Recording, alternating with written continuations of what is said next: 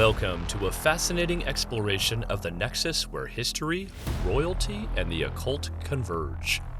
Today, we plunge into an intricate tale that has been woven over centuries, intertwining royal figures with the mystical realms of witchcraft, astrology, and mystical healing. Our journey begins with witchcraft, a phenomenon tied to the royals in various ways. It's crucial to understand that witchcraft throughout history has often been associated with pagan beliefs and non-mainstream religious practices. Indeed, it was often viewed with fear and suspicion by many societies, including those ruled by monarchs. However, this does not mean that royalty has always shied away from witchcraft. In fact, there are several instances where monarchs have either been directly involved or implicated in witchcraft practices.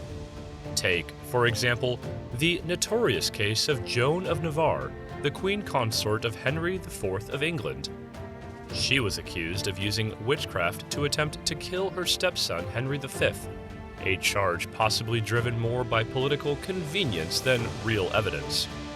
In a different era, Louis XIV, the Sun King of France, was surrounded by courtiers dabbling in various forms of mysticism, including witchcraft. The famous Affair of the Poisons was a scandal at his court, revealing that high-ranking figures were involved in black magic and nefarious plots. While these examples suggest an ominous association between witchcraft and royalty, it is not always so.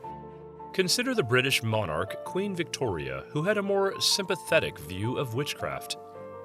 Her reign coincided with the rise of spiritualism, a movement that believed in communication with the spirits, and she herself reportedly attended seances after the death of her beloved husband, Prince Albert.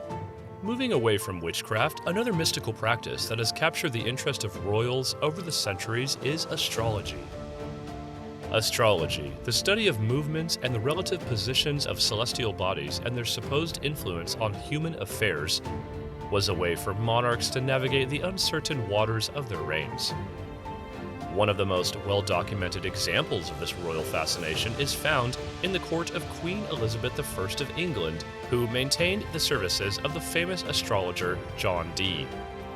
Dee not only cast horoscopes to predict the Queen's most auspicious days, but he also reportedly engaged in magical practices to protect her reign against threats. In more recent times, Princess Margaret of the United Kingdom also exhibited a strong interest in astrology. She even had a personal astrologer, R.H. Naylor, who was so popular he had a weekly astrology column in the Sunday Express. Transitioning from astrology to our third occult practice, mystical healing, we discover another rich tapestry of interconnections with royalty. Mystical healing refers to a myriad of practices that claim to cure illness or provide spiritual restoration through supernatural intervention. These practices, though often shrouded in skepticism, have been surprisingly prominent in royal history. For instance, King Charles II of England was famously known as the king who could cure. This was due to a mystical healing practice known as the royal touch. The kings and queens of England and France were believed to possess a divine healing power, especially effective against a disease known as the King's Evil, or scrofula, a form of tuberculosis. Patients from all over the kingdom would line up for the royal touch, a ritual wherein the monarch would lay hands on them and they would supposedly be cured. However, the practice was not limited to European monarchs. In Russia, the last Tsar Nicholas II and his wife Tsarina Alexandra turned to mystical healing in desperation for their son Alexei, who suffered from hemophilia.